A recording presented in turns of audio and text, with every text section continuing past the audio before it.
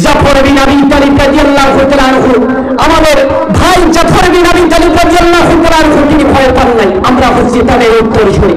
মুজার প্রান্তর জাফর বিন আবি তালিব রাদিয়াল্লাহু তাআলা আনহু যুদ্ধ করতে করতে দুইটা হাত দুইটা পা হারানোর পরেও জাফর বিন আবি তালিব রাদিয়াল্লাহু তাআলা আনহু মুখের মধ্যে কালিমার ঝান্ডা উঁচু করে ধরেছিলেন, তবু ইসলামের কালিমা মাটির মধ্যে পড়তে দেয়।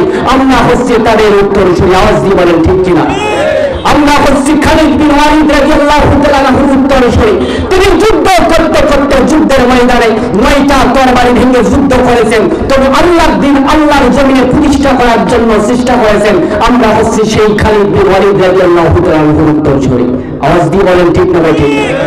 আমরা হচ্ছি মুআজ এবং মুআজের উত্তরসূরি, যারা বদরের প্রান্তরে সর্বকনিষ্ঠ ছোট্ট বালক দুইটা রাসূলের দরবারে এসেছেন যুদ্ধ করার জন্য।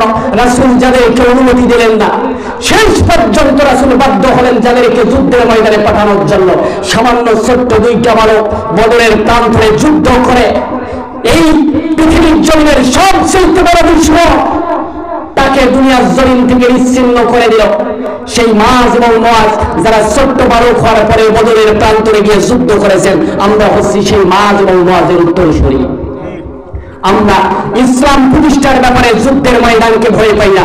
আমরা ইসলাম প্রতিষ্ঠার জন্য একজন মুসলমান এক একজন আমরা কোরআনের সৈনিক। আমরা হচ্ছি যুদ্ধের ময়দানের জন্য একজন দিয়ে আওয়াজ দিয়ে বলেন কথা ঠিক না বেঠিক? আমরা যুদ্ধের জন্য ইসলাম প্রতিষ্ঠার ব্যাপারে ভয় পাই না।